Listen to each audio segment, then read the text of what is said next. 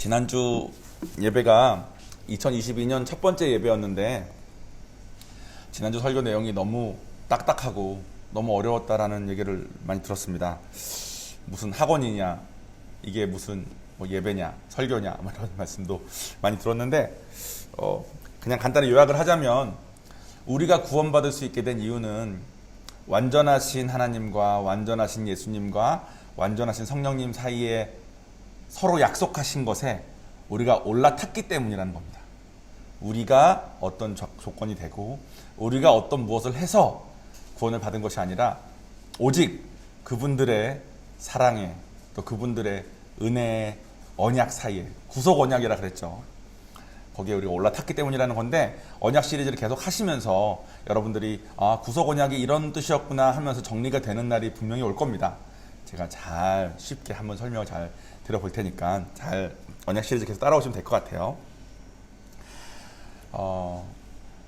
그 전까지는 언약들을 이렇게 했습니다. 그래서 뭐 아담에게 나왔던 선악과 언약, 그 다음에 노아에게 나타난 언약, 그래서 언약 이렇게 갔는데, 가장 전에 있었던 야곱에게 있었던 언약 다음의 언약은 갑자기 산에 이스라엘 백성들이 엄청나게 많이 모여가지고 산에서 갑자기 받는 언약으로 이렇게 갑자기 점프를 하거든요. 그전에는 그 아들에게 이렇게 아직 뭐 노아가 살아있을 때 뭐 아브라함에게 주신 언약, 이런 식으로 좀 연결이 되는데 이 사이의 기간이 꽤 깁니다. 그래서 이거를 언약만 그냥 계속 할지 아니면 언약과 언약 사이에 어떤 줄거리가 있는지를 조금 이렇게 말씀을 드릴지 고민하다가 그 줄거리를 말씀을 드리면서 그 안에서 하나님의 성품을 볼 수 있는 장면들이 있기 때문에 그런 것들을 짚고 넘어가면 좋겠다고 생각을 해서 오늘은 약간 이야기식으로, 또 이야기 뒤에 또 어떤 줄거리들이 있었고 다음 언약까지 어떤 일들이 있었는지에 대해서 조금 설명을 해드리면서 설교를 해볼까 싶습니다. 언약들 여러분 대충 기억나시죠? 아담, 그 다음에 노아, 그 다음에 아브라함, 다 하나님께서 나타나셔서 이렇게 언약 주시고 이렇게 하면 내가 너에게 자손을 줄게, 내가 다시는 너희를 벌하지 않을게, 이렇게 약속을 주신 다음에 그 약속들이 다 이루어졌고, 마지막 언약은 야곱이었습니다. 형을 속이면서까지 하나님을 따랐을 때 하나님께서 또 기도하는 중에 이름도 바꿔주셨죠. 이스라엘로. 그러니까 그 전까지는 아담도 한 명, 노아도 한 명, 또 이삭, 아브라함도 한 명, 야곱도 한 명이었는데 야곱 이후로는 이스라엘이 되고 그 다음부터는 이스라엘이라는 그 야곱이라는 사람을 통해서 태어난 자손 전체 다에 대한 언약으로 바뀝니다. 그것에 대한 얘기를 오늘 조금 이제 해볼 거예요. 슬라이드 주실래요? 야곱 에서가 쌍둥이였잖아요. 쌍둥이였던 야곱 에서 중에 에서는 하나님 무시하고 살던 사람이고 야곱은 하나님을 잘 따르던 사람인데 이 야곱을 통해서 하나님께서 언약을 지키시겠다고 했는데 야곱이 이스라엘로 이름을 바꿔주시고 이스라엘이 된 다음부터는 이스라엘의 자손 12아들을 다 통해서 그 뒤로는 다 언약의 대상자로 바뀝니다. 그러니까 한 개인이 하나님과 약속을 하던 상황에서 갑자기 모든 그 피줄의 모든 사람으로 바뀐 거죠, 상황이. 근데 12아들이 이렇게 쭉 있습니다. 여러분 익숙한 이름도 있고 낯선 이름도 있으실 텐데 뭐 레위 지파, 뭐 유다 지파, 뭐 참고로 예수님이 유다 지파를 통해서 오셨습니다. 그러니까 유다 지파가 얼마나 유명한 지파입니까, 그죠? 그러니까 이 12아들을 하나님께서 다 쓰세요. 각 지파들로 이렇게 해가지고. 근데 아들들이 태어나서 다 어렸을 때 이 11번째 아들 요셉 많이 들어보셨죠? 11번째 아들 요셉한테 하나님께서 꿈으로 자꾸 이것저것 보여주십니다. 그러니까 요셉이 당연히 자기 아버지가 야곱이니까 야곱을 통해서 또 자기 할아버지가 이삭이니까 또 증조 할아버지는 아브라함이니까 얼마나 하나님에 대해서 많이 들었겠습니까? 많이 들었던 요셉이 꿈에 하나님께서 이런 모습 저런 모습 보여주니까 그거를 형들한테 자랑을 하고 막 하는데 형들이 이게 자기들은 그런 꿈을 안 꾸거든. 그리고 11번째로 태어난 놈이 장자는 루브벤인데, 그죠? 그러니까 형들이 시기해가지고 요셉을 이집트의 노예로 팔아버립니다. 아버지인 야곱한테는 죽었다고 거짓말치고. 그래서 요셉이 이집트로 가요. 요셉만 이집트로 가고 나머지 사람들은 다 가나안 지방에 살고 있었습니다. 제가 좀 옛날 이야기처럼 이렇게 잘 하려고 어제 연습도 한번 했는데 구연동화처럼 잘 되고 있는지 모르겠어요. 근데 잘 따라오셔야 돼요. 이게 뭐가 어떻게 돌아가는지. 자, 이 야곱이랑 11아들은 가나안 땅에 계속 살고 있고 요셉만 하나님이 주신 꿈 때문에 형들이 시기해가지고 가나안이 있으면 이집트는 여기 밑에 있어요. 두 분 보시기 이렇게인가? 어쨌든 가나안 위에 있고 이집트 밑에 거기로 노예로 팔아버려.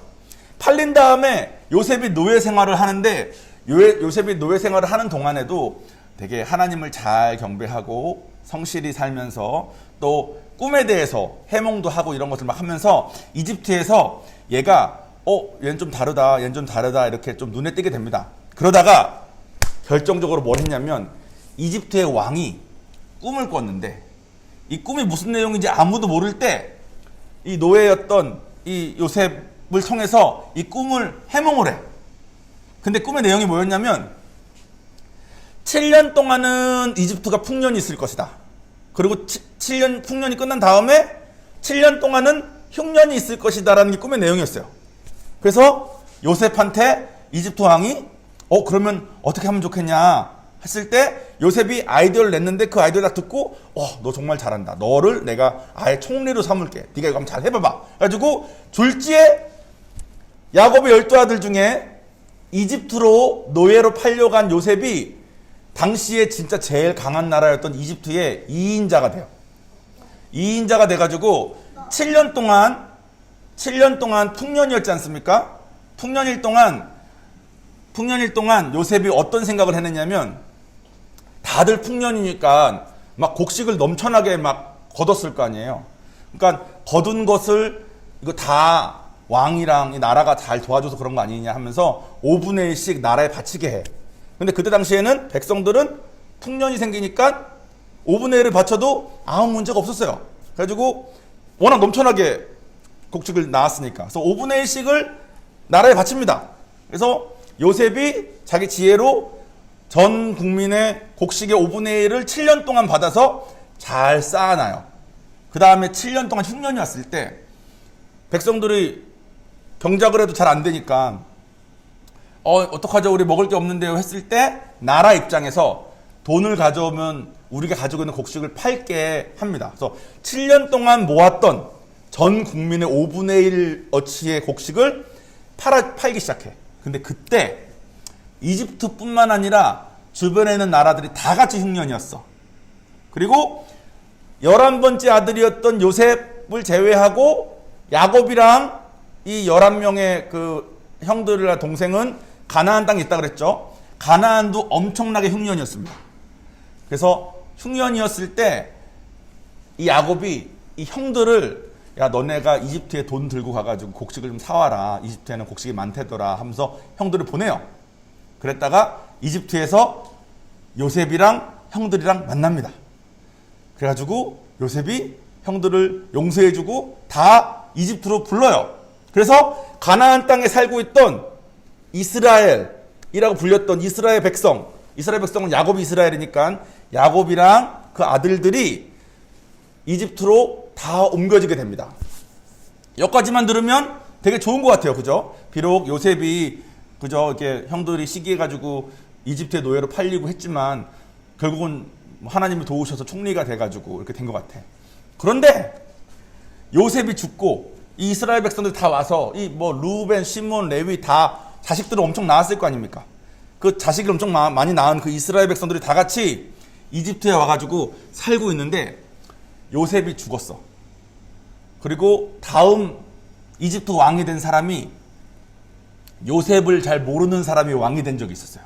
그때 이 왕이 어떤 정책을 펼치냐면 얘네들이 너무 숫자가 많아지니까 이집트에 방해가 될 수 있겠다. 얘네들을 노예로 부리자가 돼버립니다. 그래서 노예가 됐는데 노예 생활을 400년 동안 해요. 400년이라는 숫자 많이 들어보지 않았습니까? 400년이라는 숫자는 어디서 나오냐면 다음 슬라이드 보여주실래요? 저희가 이미 배웠는데 하나님께서 언약을 주실 때 아브라함에게 횃불 언약을 주실 때 하셨던 약속 중에 뭐가 있었냐면 여호와께서 아브라함에게 이르시되 너는 반드시 알라. 내 자손이 이방에서 객이 되어, 여기서 말하는 이방은 이집트고, 객이 되어 그들을 섬기겠고 노예로 그들을 섬기는데 400년 동안 섬긴다고 괴롭힐 거라고 약속을 하십니다. 그 다음에 그들이 섬기는 나라를 내가 징벌할지며, 그래서 하나님이 내가 그 나라를 징벌할 거라고 약속을 하세요. 이 약속이 이루어진 거죠. 400년 동안 노예 생활을 이스라엘 백성들이 이집트 땅에서 하고 있을 때 하나님께서 이스라엘 백성 중에 한 명인 모세라는 사람한테 나타나십니다. 오늘이 그 나타나신 장면이에요. 제가 지금까지 한 얘기 대충 이렇게 쭉 따라오셨습니까? 제가 얘기를 잘했는지 모르겠는데 본문 제가 읽어보겠습니다. 본문 주보에 있습니다. 출애굽기 3장 2절에서 6절 말씀. 여호와의 사자가 떨기나무 가운데로부터 나오는 불꽃 안에서 그에게 나타나시리라. 그가 보니 떨기나무에 불이 붙었으나 그 떨기나무가 사라지지 아니하는지라. 이에 모세가 이르되 내가 돌이켜 가서 이 큰 광경을 보리라. 떨기나무가 어찌하여 타지 아니하는고 하니 그때 여호와께서 그가 보려고 돌이켜 오는 것을 보신지라. 하나님이 떨기나무 가운데서 그를 불러 이르시되 모세야 모세야 하시매 그가 이르되 내가 여기 있나이다. 하나님이 이르시되 이리로 가까이 오지 말라. 내가 선 곳은 거룩한 땅이니 내 발에서 신을 벗으라. 또 이르시되 나는 내 조상의 하나님이니 아브라함의 하나님, 이삭의 하나님, 야곱의 하나님이니라. 모세가 하나님 배웁기를 두려워하여 얼굴을 가리매. 아멘. 제가 이건 확인해 봐야 되겠는데 아마 모세는 레위 자손일 거예요. 아마 레위 자손일 겁니다. 그러니까 모세는 레위 자손이니까 몇 대 손인지는 모르겠어요. 400년이 지났으니까 정확하게는 저는. 근데 확실한 건 모세는 야곱한테 하나님이 나타나셨고 자기 이삭한테 나타나셨고 아브라함에 하나님 나타나셨다는 얘기를 다 듣고 다 익숙하게 된 상태였을 거예요. 이스라엘 백성으로서 하나님이 이 백성을 특별하게 선택하셔서 약속을 주시고 하셨다는 걸 다 알고 있는 상태인데 아브라함 때 나타나시고 이삭 때 나타나시고 야곱 때 나타나신 다음에 안 나타나셔. 그리고 400년이 지난 거야. 400년이 지난 다음에 보니까 자기들은 이집트에서 노예 생활을 하고 있는 겁니다. 근데 약속은 기억하고 있죠. 그때 하나님께서 오셔서 네가 그렇게 맨날 듣던 아브라함에게 나타났던 하나님이면서 이삭에게 나타났던 하나님이면서 야곱에게 나타났던 그 하나님이고 내가 지금 너 앞에 나타난 거야 라고 말씀을 하신 거예요. 2절에 보면 떨기나무 가운데서 불꽃이 나는데 떨기나무가 사라지지 않으는지라 이런 말씀이 있잖아요. 요거를 제가 조금 보여드릴게요. 우리 슬라이드 보시면 얘가 떨기나무입니다. 떨기나무인데 되게 크잖아요. 여기 불이 붙으면 되게 잘 탈 것 같잖아요. 멋있게 크게. 근데 다음 슬라이드 보여주실래요? 실제로 떨기나무 속 안에는 이렇게 얇은 가지들로만 돼 있대요. 그게 무슨 말이냐면 여기는 되게 건조한 지역 아닙니까? 건조한 지역에 떨기나무에 불이 붙으면 얇은 가지들과 얇은 잎들로만 가득한데 겉에서 봤을 때는 엄청 커 보이지만 아까 슬라이드 다시 보실래요? 겉에서 봤을 때 이렇게 엄청 커 보이지만 실제로 속 안은 다시 아까 사진 이렇게 생긴 애니까 불이 확 붙었다가 금방 확 꺼져버린대. 탈 게 없어서. 근데 저런 떨기나무가 불이 붙었는데 불이 안 꺼지고 계속 불이 있는 거예요. 그러니까 그 지역에 살던 사람 모세 입장에서는 저게 불이 붙으면 이 건조한 날씨에 붙으면 그냥 훅 하고 끝나야 되는데 왜 계속 불이 있지 하고 갔다는 겁니다. 모세를 통해서 하나님께서 이집트로부터 이스라엘 백성들을 빼내십니다. 빼내시는 내용에 대해서는 이게 너무 길어서 다음 주로 옮겼어요. 근데 오늘 저희가 얘기하고 싶은 내용이 하나 있어. 하나님의 성품에 대해서 우리가 배운다 그랬잖아요.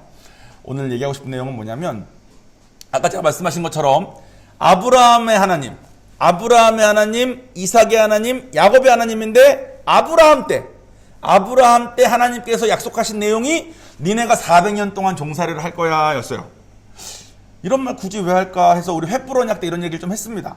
근데 그때는 우리 사람 입장에서 얘기를 했어. 사람 입장에서. 근데 오늘은 하나님의 성품을 알기 위한 하나님 입장에서 얘기를 조금 할 거예요. 우리 사람들은 제가 횃불 언약 때 말씀드린 건 사람 입장이었는데 사람 입장에서는 이렇습니다. 우리가 자기 자신을 봐도 그렇고 옆에 사람들을 봐도 그렇고 사람은 교만하고 약아서 고생하지 않으면 잘 안 합니다. 고생하지 않으면 변화를 필요성을 잘 못 느껴요. 깨닫는 것만으로는 이게 좀 어려워.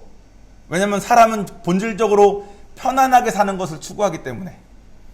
고생을 하면 고생하는 게 싫으니까 바뀝니다. 그래서 아마 우리 인간 입장에서 봤을 때 하나님이 그 400년을 아마 주셨어야 되지 않았을까라는 게 횃불 언약된 내용이었어요. 그런데 그러면 우리 입장에서는 이렇게 생각할 수 있습니다. 하나님은 우리를 고생을 시켜서 우리가 정신을 차려서라도 주님이 원하시는 것을 하게 만드시려는 거 아닌가. 왜냐하면 400년 직후에 모세를 통해서 주신 언약들이 어떤 언약들이냐면 대부분 행위 언약이에요. 이거 해라, 저거 해라, 이거 해야 된다, 이렇게 지켜야 된다, 이건 하지 마라. 율법적인 걸만 가르쳐. 그러니까 인간의 입장으로 봤을 때, 인간은 주로 행위를 보니까 하나님이 사람들이 말을 듣게 고생을 먼저 시키고, 고생해서 사람들이 마음이 낮아졌을 때 시키면 얘네들이 이걸 하니까 이렇게 시켰나 보다라고 생각을 많이 합니다. 저도 그렇게 생각을 많이 했었어요. 근데 여러분, 고생을 시켜서 원하는 걸 하게 만드는 건 사실 우리가 잘하는 겁니다. 우리 인간들이 어떻게 잘하냐면 이런 거 잘합니다. 불쌍한 척하면 상대방이 도와줍니다. 혹은 무서운 척하면, 무섭게 해서 그 상대방이 겁을 먹게 하면 상대방이 뭘 합니다. 혹은 돈을 자꾸 주면 이 사람이 돈이 필요하니까 자꾸 합니다. 혹은 죄책감을 심어주면, 야, 너 때문에 내가 그렇게 됐잖아, 너 때문에 내가 너무 힘들잖아, 자꾸 죄책감을 주면 상대방이 뭘 합니다. 우리 인간들이 많이 쓰는 방법이죠. 저도 엄청나게 씁니다. 하나님 안에서, 성령 안에서 조명받기 전에는 제가 이렇게 사는 사람인지도 몰랐어. 성령 안에서 보니까 제가 얼마나 제가 원하는 것을 이루려고 제 주변에 소중한 사람들에게 제가 쓰는 방법들을 통해서 했는지 모릅니다. 근데 하나님은 성품이 이러신 분이 아니셔. 하나님이 만약에 이렇게 하시려고 했으면 하나님은 전능자시니까 엄청나게 많은 방법들이 있었을 겁니다. 우리 겁을 주시려면 하나님께서 얼마나 쉽게 주시겠어요? 우리를 그죠? 오늘 이 400년처럼 고생시켜서 원하시는 거 시키려고 했으면 얼마나 잘하시겠어요? 근데 하나님은 관계를 원하세요. 사랑하는 관계. 우리와 하나님과 사랑하는 관계. 관계를 원할 때 관계의 기본은 자발적이어야 된다는 겁니다. 저와 제 아내가 남편과 아내로서 관계를 맺습니다. 근데 만약에 제가 제 아내의 가진 어떤 저런 조건 때문에 그런 조건을 내가 가지고 싶어서 이렇게 어떻게든 머리를 굴려가지고 해가지고 저 사람은 저한테 관심도 없는데 어떻게든 해가지고 결혼을 어떻게 했어. 그러면 그 결혼 생활이 서로 사랑하면서 행복하기가 쉽지 않겠죠.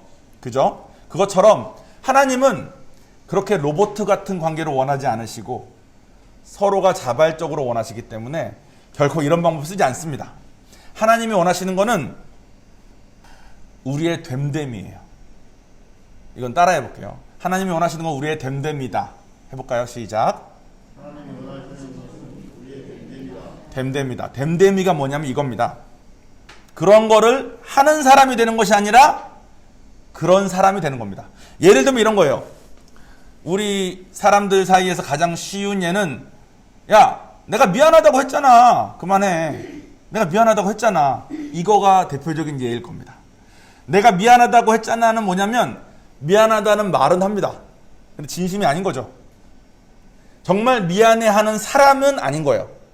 미안하다고 말은 하는 사람인데, 이게 행위는 있는데 그런 사람은 아닌 거에 가장 대표적인 예입니다. 하나님께서 이런 걸 받으실 수가 없어요. 근데 우리는 그래, 미안하다고 말이라도 했으니까 다행이다, 됐다, 이렇게 넘어갈 때가 있죠. 왜냐하면 우리는 자꾸 행위를 보니까. 그래서 우리가 자꾸 하나님이 우리한테 하시는 것도 헷갈리는 것 같아요. 하나님은 하고 안 하고를 보시는 것이 아니라 그런 사람인 걸 원하신다 그랬어요. 교회에 가면, 초신자로 교회를 가면 초신자에게 교회에서 되게 잘해줍니다. 근데 그 신자가 조금 오래 지나거나 혹은 그 신자가 무슨 보직을 맡거나 하면 그 사람을 갑자기 일꾼으로 대하는 걸로 바뀝니다. 그러니까 만약에 교회가 제가 목회자니까 목회자가 만약에 정말로 한 사람 한 사람을 사랑하는 사람이라면, 제가 그런 사람이라면 그분이 초신자일 때도 사랑하고 그분이 좀 오래돼도 사랑을 하겠죠. 근데 저는 그런 사람이 아니라 목회자가 됐기 때문에 그렇게 해야 된다고 해서 행동만 하는 경우가 있어. 그러면 초신자일 때는 잘해주는데, 그런 사람이고 싶으니까 좀 지나면 야 이제 너랑 나랑 같은 거잖아, 우리 같이 이렇게 해야지, 이렇게 갑자기 태도가 바뀌는 겁니다.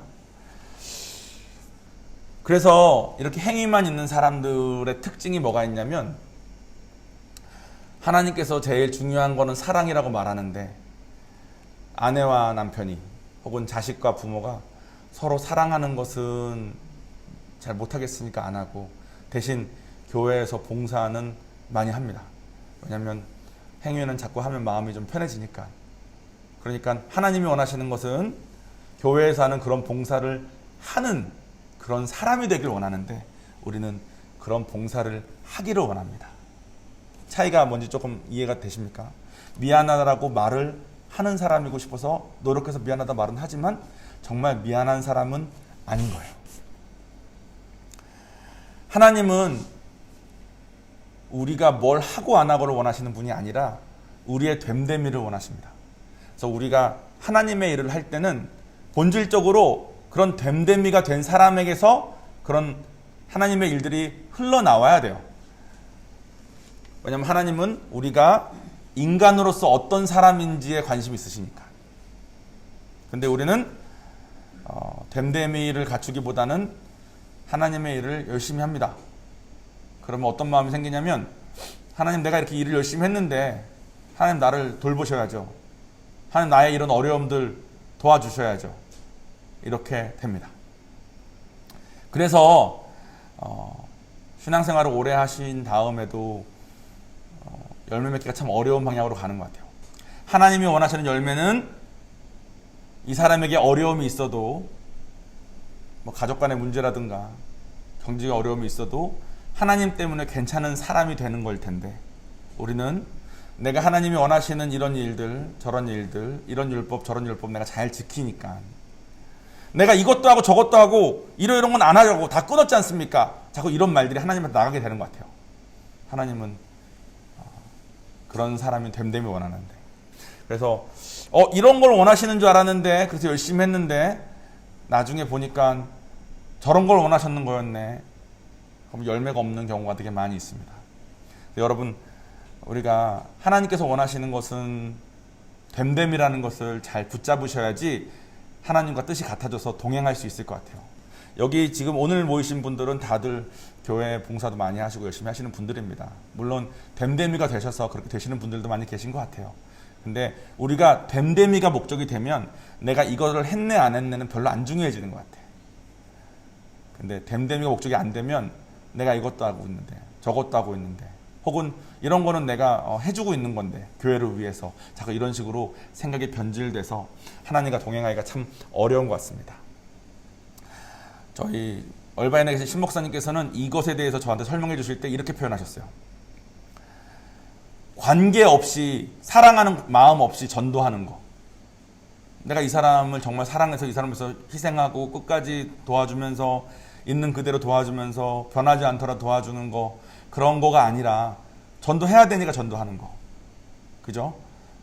그렇게 자꾸 하는 거를 하나님께서 받으시기가 참 어려운데, 우리 입장에서는 그래도 하나님이 좋아하시는 거 한 거 아니냐라는 생각이 들 수 있는데, 이건 마치 이것과 비슷할 수 있다고 하시면서 뭐라고 하셨냐면, 딸이 자기 몸을 팔아서 나에게 좋은 선물을 해주면 그걸 받는 부모가 어떤 마음이겠냐, 그렇게 말씀하시더라고요. 근데 그게 정말 알맞은 표현인 것 같아요. 좋은 걸 사주고 부모님께 잘 해주는 거는 부모님이 물론 좋아하시는 행동이겠지만, 그것을 하는 과정이 그런 사람이어서가 아니라 내가 어떻게든 내 방법으로 할 수 있는 한 최선을 다해서 내가 할 수 있는 방법대로 이렇게 하는 것들을 받으시기가 참 어려운 것 같습니다. 그래서 400년이 필요했던 겁니다. 하나님 없으면 안 된다는 거, 그 됨됨이를 깨닫기 위해서. 근데 우리는 또 당시 이스라엘 백성들도 400년 또 고생을 시킨 다음에 우리한테 이 일 저 일 시키시면 우리가 그걸 하길 원하시겠지에 빠졌던 것 같아요. 그래서 예수님께서 오셔서 그걸 정정해 주십니다. 니네가 하는 그런 것들이 아니라 마음을 원한다고. 처음부터 그거였어요. 근데 우리는 그걸 잘 하기가 좀 어려운 것 같습니다. 자, 마무리 짓겠습니다. 관계라고 생각하면 되게 쉬운 것 같아요. 여러분 여기 계신 분들은 전부 다 자녀가 있으신 분들입니다. 여러분 자녀들과 어떤 관계를 맺길 원하십니까? 사랑하는 관계를 맺길 원하시겠죠. 근데 부모님 입장에서는 일단 자녀들이 이렇게 저렇게 했으면 좋겠다는 마음이 자꾸 앞서니까 자녀에게 겁도 주고 자녀를 돈으로 컨트롤도 하고 또 무섭게도 하고 뭐 제가 아까 말한 것처럼 뭐 피해자 의식도 주고 너 때문에 내가 너무 힘들다, 너 때문에 못 살겠다, 뭐 가진 방법을 통해서 이렇게 많이 관계를 맺습니다. 그래서 실제로 겉으로 보여졌을 때는 행위들이 많이 있기 때문에 좋은 관계인 것처럼 보이고 부부도 그렇고 자식 관계도 그렇고 관계인 것 같지만 실제로는 망가진 경우들이 참 많은 것 같아요. 여기 인카운터 다 하시지 않았습니까? 우리 중에 가면 쓰지 않은 사람이 어디 있습니까? 그런데 하나님의 언약들을 배우면서 이분이 원하셨던 것은 이런 행위를 해라, 저런 행위를 해라가 아니라 그런 행위를 하려고 노력하면 할수록 나는 이런 행위를 할 수 없는 존재인 것을 더 깨달아서 하나님 안에서 하나님에게 힘입어서 그런 사람이 되고 싶은 마음을 먹게 하는 게 목적이었다는 거. 됨됨이를 가지게 한 게 목적이었다는 것을 깨달으시면서 아, 이분이 원하시는 것은 진짜 내 마음이구나. 이분이 원하시는 것은 내가 하나님을 사랑하는 사람이길 원하시는구나. 내가 하나님이 원하시는 이거저거를 어떻게든 하는, 몸을 팔아서라도 비싼 걸 사드리는 그런 사람이 아니라 내가 하나님을 사랑하길 원하시는구나를 여러분들이 하나하나 같이 잘 우리가 배워나가고 깨닫고 했으면 좋겠습니다. 자, 기도하겠습니다.